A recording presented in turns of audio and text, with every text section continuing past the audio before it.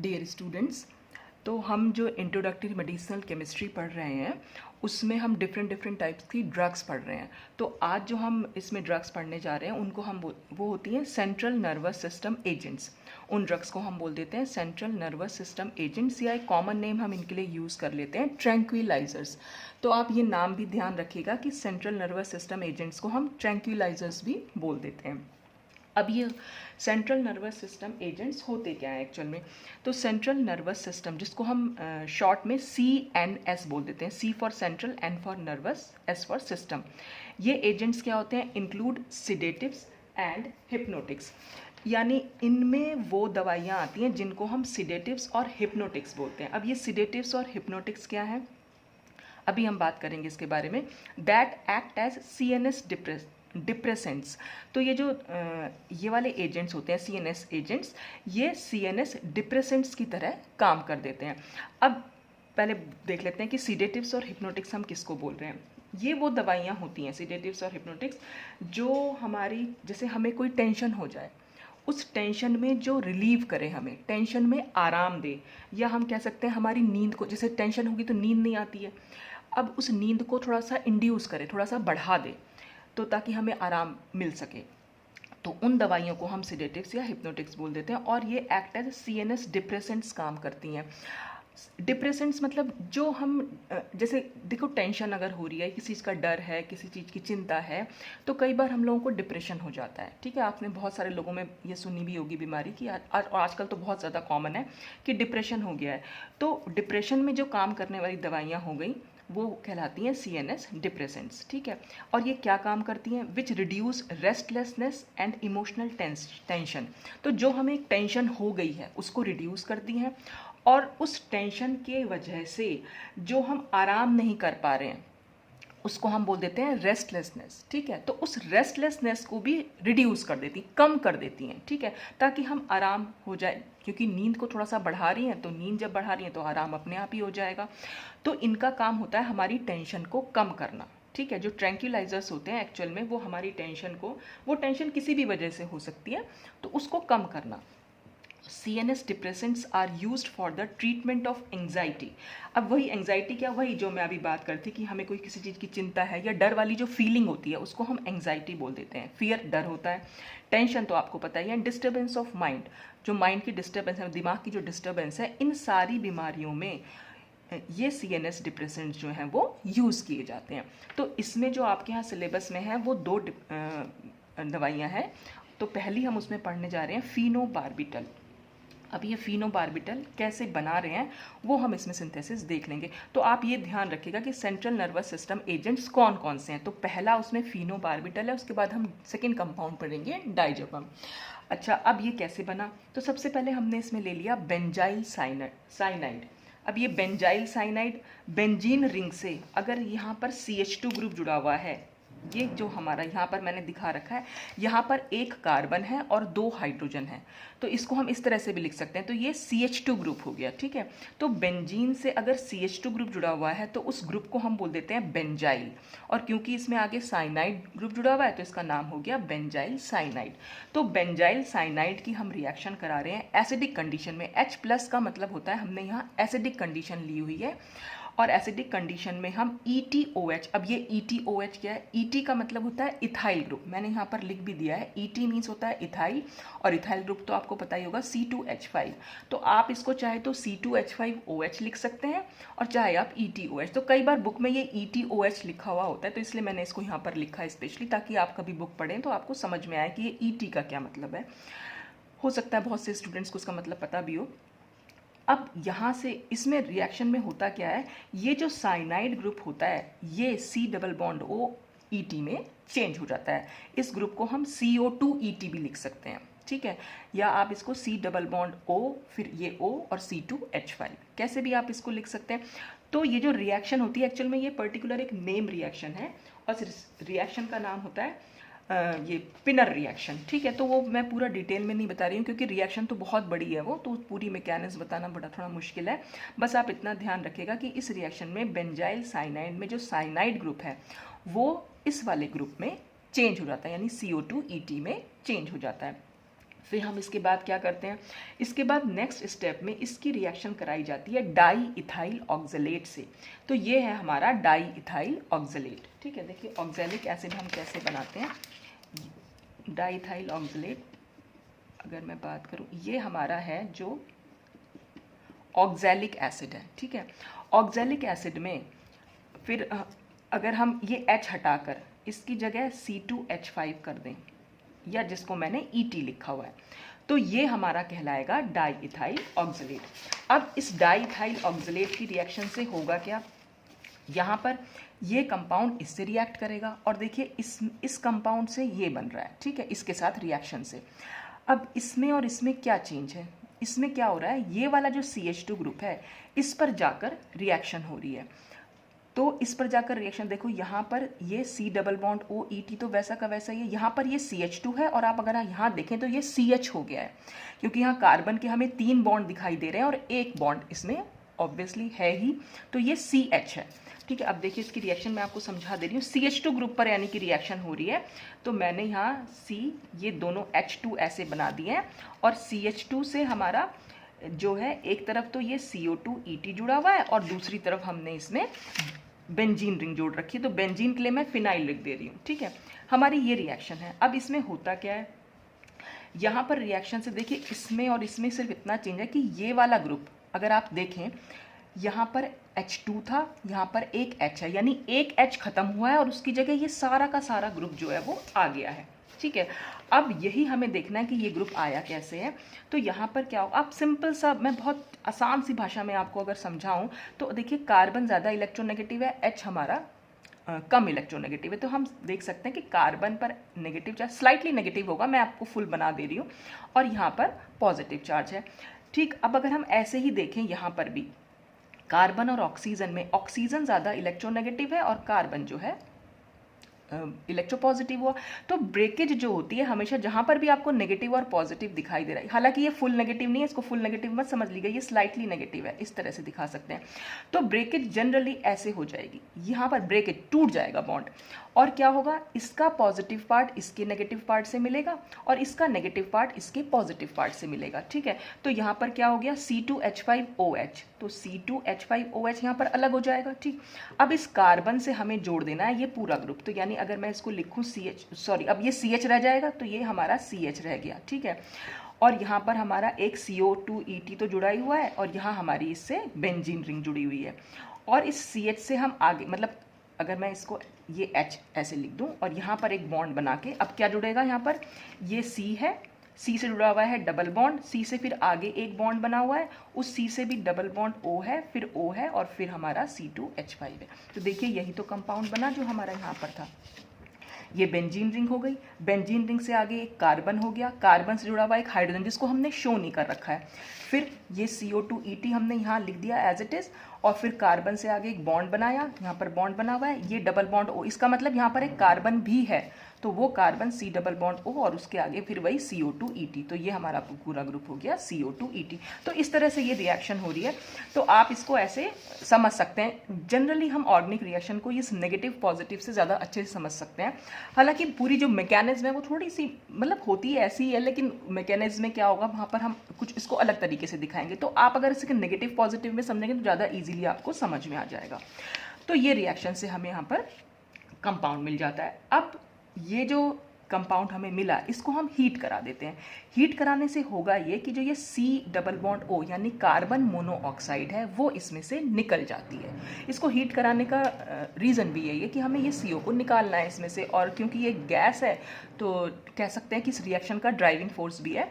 जब भी कभी कोई रिएक्शन से गैस निकलती है तो वही उस रिएक्शन का ड्राइविंग फोर्स भी होता है कि वो रिएक्शन क्यों हो रही है, वो इसी वजह से हो रही है कि वहाँ पर वो गैस निकल रही है। तो जब ये CO यहाँ से निकल जाएगा तो ये कार्बन और इस CO2ET के बीच में बॉन्ड बन जाएगा, तो हमारा ये कार्बन था और ये CO2ET, और H तो ऑलरेडी जुड़ा हुआ है यहाँ पर। तो अब ये जो कंपाउंड बना इसको हम बोल देते हैं फिनाइल मेलोनिक एस्टर।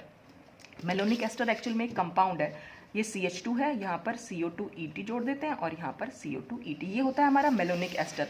अगर हम एक H को रिप्लेस कर दें फिनाइल रिंग से तो इसका नाम हो जाएगा फिनाइल मेलोनिक एस्टर, ठीक है। तो ये हमने यहाँ पर फिनाइल मेलोनिक एस्टर बना लिया। अब फिनाइल मेलोनिक एस्टर की रिएक्शन फिर हम कराते हैं इथाइल ब्रोमाइड से in presence of sodium ethoxide. यहाँ पर सोडियम इथॉक्साइड जो है वो एक बेस की तरह यूज़ किया हुआ है। अब ये बेस क्या करेगा, बेस निकालता है हाइड्रोजन को, जो एसिडिक हाइड्रोजन होती है, ये बात मैंने पहले भी कई बार वीडियो में बताई है। तो यहाँ पर क्योंकि एक H प्रेजेंट है, उस H को ये निकाल लेगा। तो जब वो उस H को निकालेगा, देखिए इस रिएक्शन को फिर से मैं यहाँ पर है ये H मैं इसको ऐसे बना दे रही हूँ, यही हमारा कंपाउंड है। बेस क्या करेगा, इस H को निकालेगा। H से मतलब होता है H+, प्रोटॉन को निकालना, ठीक है। ये प्रोटॉन कैसे निकलेगा, ओ सॉरी ये उल्टा बना दिया मैंने, H हमेशा निकलता है H+ की तरह, ठीक है। तो जब ये H+ की तरह निकलेगा तो ये जो नेगेटिव बॉन्ड है ये कार्बन पर चला जाएगा, तो कार्बन पर आएगा नेगेटिव चार्ज, ये PH है ही, और यहाँ पर है CO2ET और ये भी है हमारा CO2ET, ठीक है। H जो है हमारा H+ की तरह निकल गया। और क्योंकि रिएक्शन हमारी C2H5Br से हो रही है तो अब क्या होगा, C2H5Br में Br नेगेटिव है और C2H5 में पॉजिटिव चार्ज है, तो यहाँ से ये Br भी निकलेगा। तो जब ये Br निकलेगा ये इस H+ से जुड़ के HBr बना लेगा, ठीक है। और जो C2H5 पे पॉजिटिव चार्ज है और कार्बन पे नेगेटिव, तो कार्बन अपने इलेक्ट्रॉन्स जो हैं इस C2H5 को दे देगा। तो कार्बन से यहाँ पर ये हटा देती हूँ मैं और यहाँ पर लग जाएगा C2H5।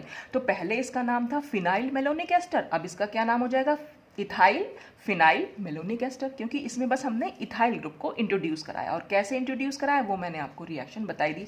तो क्या हुआ, आपने फिर से वही सोचना है कि C2H5Br में पॉजिटिव क्या पार्ट है और नेगेटिव क्या पार्ट है, और कार्बन और हाइड्रोजन में नेगेटिव कौन सा पार्ट है और पॉजिटिव कौन सा पार्ट है। बस यहाँ पर कार्बन क्योंकि ज़्यादा इलेक्ट्रोनेगेटिव है तो इस पर आप अपने दिमाग में सोच के रख सकते हैं कि यहाँ पॉजिटिव है और इस सॉरी उल्टा बता रही हूँ, यहाँ पर नेगेटिव है और ये पॉजिटिव है। तो बस इसका पॉजिटिव इसके नेगेटिव से और इसका नेगेटिव इसके पॉजिटिव से जाकर जुड़ जाता है। तो ब्रेकेज हमें जब भी दिखानी हो पॉजिटिव और नेगेटिव के बीच में दिखा सकते हैं हम। तो अगर आपके दिमाग में पॉजिटिव और नेगेटिव पार्ट बिल्कुल क्लियर होंगे तो बस आप वहाँ पर बॉन्ड तोड़ सकते हैं। मैक्सिमम रिएक्शंस में ऐसा ही होता है, ठीक है। हालांकि फिर पूरी मैकेनिज्म हम एक्सप्लेन करते हैं कि कौन किस टाइप की रिएक्शंस हुई हैं, लेकिन यहाँ पर हम बहुत शॉर्ट में इसको समझ रहे हैं, ठीक है। तो अब हमने क्या कर दिया, इसको हम ऐसे दिखा सकते हैं। तो हमने क्या दिखाया था, यहाँ पर एक कार्बन है, कार्बन के यहाँ 4 बॉन्ड है, एक पे PH है, एक पे C2H5, बाकी ये दोनों हैं। तो यहाँ पर भी हमने यही दिखा रखा है, ये जो बीच में दिखाया ये कार्बन है जिसको हमने शो नहीं कर रखा है, ठीक है। इसको हम इस तरह से दिखा रहे हैं। इस कार्बन से एक तरफ फिनाइल रिंग है, बेंजीन रिंग, एक तरफ इथाइल ग्रुप हो गया, और ये CO2ET तो पहले से ही था इसमें, ठीक है। तो इसका नाम हो गया इथाइल फिनाइल मेलोनिक एस्टर। तो फिनाइल मेलोनिक एस्टर को हमने इथाइल फिनाइल मेलोनिक एस्टर में चेंज किया। अब यहाँ से रिएक्शन मेन हमारी शुरू होती है। इसकी रिएक्शन हम कराते हैं यूरिया से। यूरिया क्या होता है, NH2 C double bond O NH2।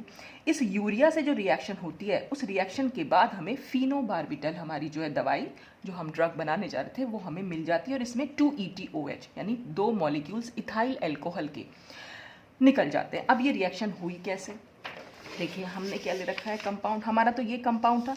इसकी रिएक्शन हम करा रहे हैं NH2 C double bond O NH2। NH2 को मैंने कुछ इस तरीके से लिख दिया, ये NH2 है, मैंने इस तरह से लिखा। तो होगा क्या, यहाँ पर देखिए यहाँ पर CO2ET है। अब इसी मैं एक बार दोबारा साफ सा यहाँ लिख देती हूँ, ये हमारा HNH है, ये C डबल बॉन्ड O है, फिर ये HNH यानी NH2 CO NH2, ठीक है।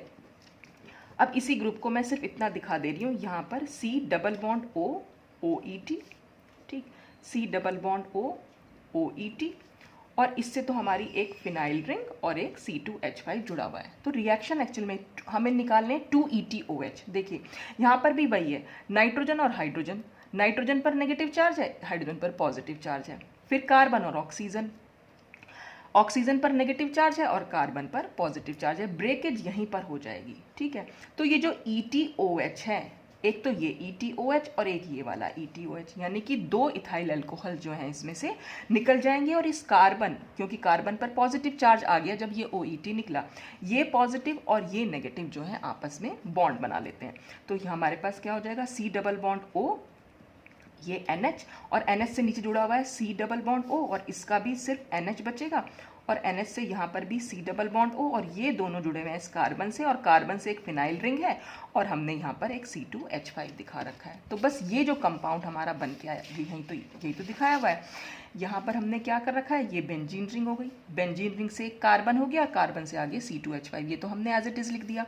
C डबल बॉन्ड O और एक सिंगल O था, तो ये C डबल बॉन्ड O वाला O बच गया, ठीक है, और ये ET और एक O, और यहाँ से एक H निकल गया, और यहाँ का NH हमने दिखा दिया, NH से C डबल बॉन्ड O जुड़ा हुआ है, और फिर एक NH, और इस N और इस कार्बन के बीच में जो है वो बॉन्ड बना हुआ है।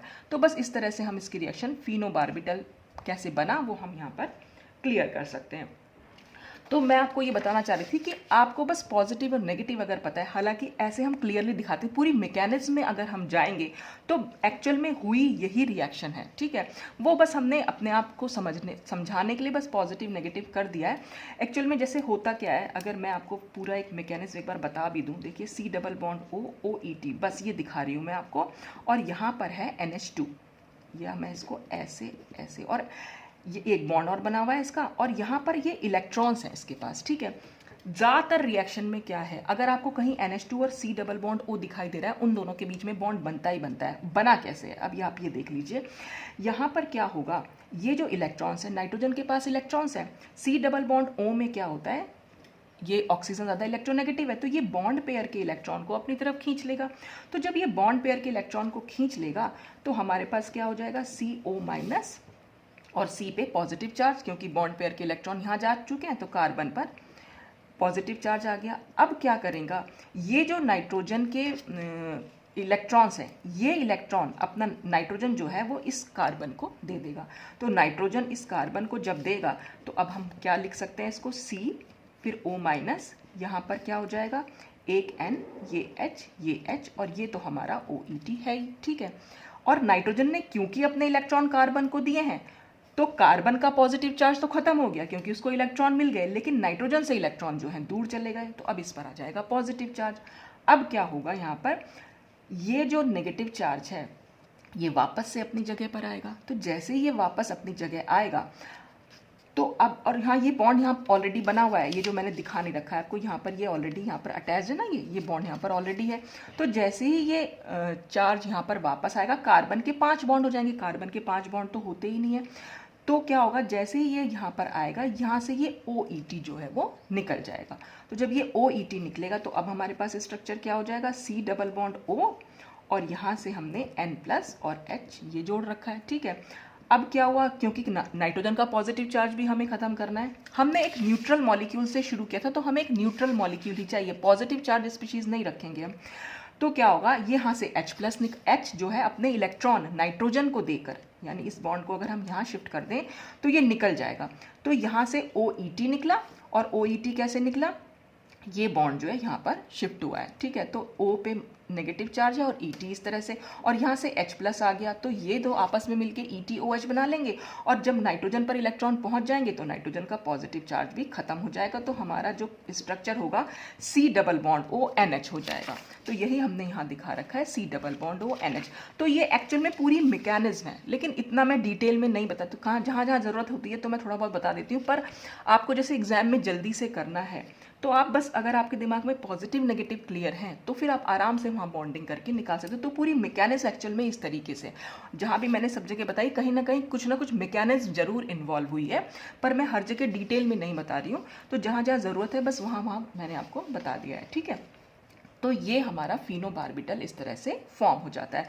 तो आपको इसमें ध्यान रखना है कि हमारा सेंट्रल नर्वस सिस्टम एजेंट्स कौन से हैं। एक तो हमारा हो गया फिनोबार्बिटल, इसके बाद जो नेक्स्ट हम पढ़ रहे हैं वो है डायजेपम। अब ये डायजेपम कैसे बनता है, ये बनेगा हमारा 2 मिथाइल एमिनो 5 क्लोरो बेंजोफिनॉन से। तो इसमें क्या होगा, अब ये बेंजोफिनॉन क्या होता है, देखिए बेंजोफिनॉन है, अगर हमारा C डबल बॉन्ड O से 2 बेंजीन रिंग जुड़ी हुई है, बेंजीन रिंग को हम इस तरह से लिख, फिनाइल ग्रुप होता है वो, क्योंकि तो हमने उसे PH लिख दिया यहाँ पर, आप यहाँ बेंजीन रिंग भी बना सकते हैं, तो इसको हम बेंजोफिनॉन बोल देते हैं। और यहाँ पर हमने बेंजोफिनॉन का डेरिवेटिव ले रखा है, और वो क्या नाम है उसका, 2 मिथाइल एमिनो। अब देखिए सेकेंड पोजिशन पर, यहाँ पर इस अब नंबरिंग अगर हम करेंगे तो ये नंबर 1 हो जाएगा, ये नंबर 2, ये नंबर 3, 4, ये 5, ये 6। तो 2 नंबर पर अगर आप देखें क्या जुड़ा हुआ है, NHCH3, इसको हम बोल देते हैं मिथाइल एमिनो ग्रुप, ठीक है। एमिनो ग्रुप क्या होता है एक्चुअल में? एमिनो ग्रुप होता है NH2। इसका एक H अगर हम हटा दें और इसकी जगह हम यहाँ पर CH3 लगा दें तो इसका नाम क्या हो जाएगा? Methyl amino. तो हमने इसका नाम दिया, सेकेंड पोजीशन पर मिथाइल एमिनो ग्रुप है, फिफ्थ पोजीशन पर क्लोरो है, तो हमने इसका नाम दिया 2 मिथाइल एमिनो 5 क्लोरो बेंजोफिनॉल। ठीक, फिर हम इसकी रिएक्शन कराएंगे क्लोरो एसिटाइल क्लोराइड से। ये क्लोरो एसिटाइल क्लोराइड का फॉर्मूला है। अब ये क्लोरो एसिटाइल क्लोराइड कैसे लिख सकते हैं? ये CH3C डबल बॉन्ड OCl, ये क्या होता है? Acetyl chloride. ठीक है, इसका अगर हम एक H हटा दें तो CH3 की जगह अब CH2 हो जाएगा और इससे हम एक Cl जोड़ दें तो ये हो जाएगा क्लोरो एसिटाइल क्लोराइड। तो ये Cl CH2 मैंने इधर लिख दिया है, C डबल बॉन्ड O, और इसके आगे जो Cl लिखा हुआ है। ये इसको उल्टा लिखने का तरीका इसलिए यूज़ किया ताकि हम जो है रिएक्शन को दिखा सकें ईजिली कि क्या चीज़ उसमें निकल रही है। और फिर से वही होगा, देखिए मैंने आपको अभी भी बताया था कि जहाँ पर भी अगर आपको NH2 या NH और C डबल बॉन्ड O दिखाई दे, उनके बीच में बॉन्डिंग होती ही होती है मैक्सिमम रिएक्शन में। और बिल्कुल वैसे ही होती है कि नाइट्रोजन के पास इलेक्ट्रॉन है, नाइट्रोजन अपने इलेक्ट्रॉन इस कार्बन को दे देगा जब ये बॉन्ड यहाँ पर शिफ्ट हो जाएगा, और जब ये बॉन्ड यहाँ से वापस आएगा तब ये क्लोरीन यहाँ से निकल जाएगी। ठीक है, और जब ये क्लोरीन जो है वो क्लोराइड की फॉर्म में निकलेगी, Cl माइनस की फॉर्म में, और यहाँ से वो क्योंकि नाइट्रोजन ने अपने जो इलेक्ट्रॉन दिए हैं इसलिए नाइट्रोजन पर पॉजिटिव चार्ज आया होगा और उस पॉजिटिव चार्ज को दूर करने के लिए ये H+ की तरह निकला होगा। तो उतना मैकेनिज्म ना समझ के हम सिर्फ इतनी सी बात देख सकते हैं कि नाइट्रोजन और हाइड्रोजन में नाइट्रोजन ज़्यादा इलेक्ट्रोनेगेटिव है इसलिए इस पर नेगेटिव चार्ज होगा और हाइड्रोजन पर पॉजिटिव चार्ज होगा। ठीक है, कार्बन और Cl में Cl पर नेगेटिव चार्ज है और कार्बन पर पॉजिटिव चार्ज है, तो इसका पॉजिटिव चार्ज इसके नेगेटिव चार्ज से, इसका नेगेटिव चार्ज इसके पॉजिटिव चार्ज से मिलता है और ये रिएक्शन होती है। तो यहाँ पर HCl का मॉलिक्यूल निकल जाएगा और इस नाइट्रोजन और इस कार्बन के बीच में बॉन्ड बन जाएगा, ये पूरा एज इट इज रहेगा। ठीक है, जब ये कंपाउंड हमारा बना तो फिर हम इसको क्या करते हैं? Heat with ammonia. इसको हम अमोनिया के साथ हीट करते हैं, या हम हीट कर सकते हैं HMTA। HMTA क्या हो गया? Hexa methylene tetraammine. Hexa methylene group ये होता है, हेक्सा दिखाना है तो हमने 6 बना दिए, और टेट्राएमीन कर रहा है तो हमने इसको N4 लिख दिया। ठीक, तो हमने अमोनिया के साथ हीट किया। अमोनिया के साथ हीट करने पर क्या होगा? फिर से अगर हम देखें NH3 में अगर चेंज देखें तो देखिए NH3 को हम कैसे लिख सकते हैं? H+ और NH2- लिख सकते हैं। ठीक है, यहाँ पर CH2Cl है, यानी कि ये हम ऐसे दिखाएं, ये Cl दिखाएं। ठीक है, तो फिर से हम अगर ये बॉन्ड टूटेगा तो Cl पे नेगेटिव आएगा और इस पर पॉजिटिव चार्ज आएगा, तो फिर से क्या होगा? ये नेगेटिव चार्ज इस पॉजिटिव से जुड़ेगा और ये H और Cl यहाँ से अलग हो जाएंगे। तो यानी जब CH2 से जो Cl जुड़ा हुआ था उसकी जगह अब NH2 आ जाएगा, और आया बिल्कुल उसी तरीके से है कि इस NH2 हमारे पास ये NH3 था तो इलेक्ट्रॉन तो थे ही इसके पास। ठीक है, और नाइट्रोजन ने के इलेक्ट्रॉन ने जब इस पर अटैक किया उसी समय ये Cl जो है यहाँ से निकल जाता है, और नाइट्रोजन ने अटैक किया तो कार्बन का पॉजिटिव चार्ज तो खत्म हो गया। ठीक है, और नाइट्रोजन पर ये पॉजिटिव चार्ज आ गया, तो नाइट्रोजन के पॉजिटिव चार्ज को दूर करने के लिए ये एक हाइड्रोजन यहाँ से निकल जाता है तो इसका नाइट्रोजन का पॉजिटिव चार्ज दूर हो जाएगा, तो यहाँ पर NH2 जुड़ जाएगा। तो इस तरह से होती है, पर बस मैंने इसको सिंपल तरीके से बता दिया कि पॉजिटिव नेगेटिव आप समझ लीजिए इस तरीके से कि इस पर पॉजिटिव चार्ज है, इस पर नेगेटिव, इस पर पॉजिटिव, इस पर नेगेटिव, बस नेगेटिव को पॉजिटिव से, पॉजिटिव को नेगेटिव से जोड़ना है। तो अब CH2 की जगह, CH2 से जो Cl था उसकी जगह अब NH2 ग्रुप आ गया है, और यहाँ पर सिंपल है, इसको जरा सा आप हीट करेंगे तो यहाँ पर साइक्लाइजेशन हो जाता है। साइक्लाइजेशन कैसे होगा? यहाँ से जो NH2 का H2 था और यहाँ पर देखिए ये C डबल बॉन्ड O भी था, तो ये जो ऑक्सीजन है और ये H2 है, वाटर बना के निकल जाएंगे। साइक्लाइजेशन में जनरली H2O निकलता है, जब पास पास हमारे एलिमेंट्स होते हैं तो H2O निकलने के चांसेस होते हैं, और H2O निकलने पर ही साइक्लाइजेशन होता है। साइक्लाइजेशन से मतलब होता है कि जो ये C डबल बॉन्ड O है जिसको मैंने सिर्फ इस तरह से लिखा हुआ है, इसका मतलब है यहाँ पर C है, तो इस कार्बन का जो डबल बॉन्ड है अब वो इस नाइट्रोजन से जाकर जुड़ जाएगा। कार्बन का जो डबल बॉन्ड है वो इस नाइट्रोजन से, और होगी रिएक्शन वैसे ही जैसे मैंने आपको यहाँ बताई है। NH2 ग्रुप है और C double bond O group है, फिर से नाइट्रोजन के इलेक्ट्रॉन इस कार्बन पर अटैक करेंगे। ठीक है, तो बिल्कुल वैसे रिएक्शन, बेसिक रिएक्शन है, सभी में जनरली CO और NH2 वाली रिएक्शन आ रही है, तो होती बिल्कुल वैसे ही है, लेकिन बस शॉर्ट में समझने के लिए हमने इसको ऐसे समझ लिया कि ये H2O निकल गया और ये C, यहाँ पर C था डबल बॉन्ड, ये वाला N, तो ये N हमने लिख दिया, N के आगे CH2 जुड़ा हुआ है, तो ये जो मैंने ऐसे बना दिया यहाँ पर एक्चुअल में ये CH2 है। फिर CH2 से आगे C डबल बॉन्ड O है और C डबल बॉन्ड O से आगे NCSC, और ये पूरा का पूरा कंपाउंड हमारे पास एज इट इज़ है। तो ये हमारी डायज़ेपम यहाँ पर बन जाती है। तो इस तरह से हम इसको समझ सकते हैं। तो सेंट्रल नर्वस सिस्टम ऐसे भी आ सकता है कि CNS डिप्रेसेंट्स कौन से हैं, तो आपके पास 3-4 ऑप्शंस दिए होंगे, उसमें से आपको दिखाना होगा। तो डायज़ेपम का नाम लिखा हो आप डायज़ेपम कर सकते हैं, और अगर फिनोबार्बिटल का नाम लिखा है तो फिनोबार्बिटल कर सकते हैं। ट्रैंक्विलाइजर्स के नाम से आ सकता है, किसी भी नाम से आ सकता है ये, तो अगर ऑप्शनल क्वेश्चन में आया तो इस तरह से हम इसको सेंट्रल नर्वस सिस्टम एजेंट्स हम यहाँ 2 देख लिए। अब नेक्स्ट जो इसमें आती हैं वो है कार्डियोवास्कुलर ड्रग्स। अब ये कार्डियोवास्कुलर ड्रग्स क्या होती है? देखिए, आप लोगों ने अगर बायो के स्टूडेंट है तो कार्डियोवास्कुलर सिस्टम आप लोगों ने पढ़ा होगा। कार्डियोवास्कुलर सिस्टम होता है, हिंदी में हम इसको बोल देते हैं कार्डियोवास्कुलर सिस्टम को परिसंचरण तंत्र। परिसंचरण तंत्र मतलब ब्लड सर्कुलेटरी सिस्टम, जो हमारे जो खून है, जो ब्लड है, वो कैसे सर्कुलेट होता है हमारे अंदर। देखिए, धमनियाँ होती हैं, शिराएं होती हैं, आपने हिंदी में अगर मैं बताऊं, नहीं तो आर्टरीज और वेन्स होती हैं, ठीक है। तो परिसंचरण तंत्र में यानी सर्कुलेटरी सिस्टम में हम हार्ट के बारे में, अपने हृदय के बारे में, हार्ट के बारे में, उसकी आर्टरीज के बारे में, उसकी वेन्स के बारे में, उसकी धमनियों और शिराओं में है, उसके बारे में पढ़ते हैं कि ब्लड सर्कुलेटरी सिस्टम में जो ब्लड है वो हमारे डिफरेंट बॉडी पार्ट्स में कैसे जाता है उन धमनियों और शिराओं से होकर, वो सब कुछ हम कार्डियोवास्कुलर सिस्टम में पढ़ते हैं, ठीक है। तो इसमें हम जो स्टडी करते हैं वो अपने मेन है हमारा हार्ट के बारे में स्टडी करते हैं, ठीक है। तो इन कार्डियोवास्कुलर सिस्टम पर जो दवाइयाँ काम करती हैं उनको हम कार्डियोवास्कुलर ड्रग्स बोल देते हैं। तो cardiovascular drugs are a group of drugs which have direct action on the heart. ये वो दवाइयाँ हैं जो हार्ट पर डायरेक्टली एक्शन करती हैं, ठीक है। और other parts of vascular system, और वेस्कुलर सिस्टम के और पार्ट्स पर भी, जैसे आर्टरीज हैं, वेन्स हैं, उनको, जैसे आप लोगों ने कई बार सुना होगा कि ब्लॉकेज हो गई है, ठीक है, हार्ट अटैक होता है तो हार्ट अटैक से पहले ब्लॉकेज हो गई, आर्टरीज जो है ब्लॉक हो गई, धमनियों में जो है ब्लॉकेज हो गई, इसलिए वहाँ पर खून जो है वो बह नहीं रहा है, यानी कि सर्कुलेशन ब्लड का जो है वो रुक गया है, जिसकी वजह से हार्ट अटैक हो सकता है।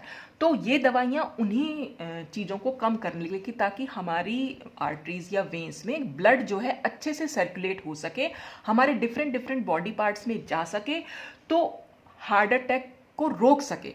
तो वो दवाइयाँ जो हार्ट अटैक को रोक पाएँ उन्हीं को हम कार्डियोवास्कुलर ड्रग्स बोल देते हैं। तो ये हमारे हार्ट पर डायरेक्ट एक्शन भी कर सकती हैं और वेस्कुलर सिस्टम के और पार्ट्स पर भी डायरेक्टली एक्शन कर सकती हैं। क्यों? So that they modify the total output of the heart, ताकि ये हमारे हार्ट का जो टोटल आउटपुट है उसको मॉडिफाई कर सके, यानी हार्ट का जो काम है मतलब उसको सुधार सके, बस आप ये समझ लीजिए शॉर्ट में।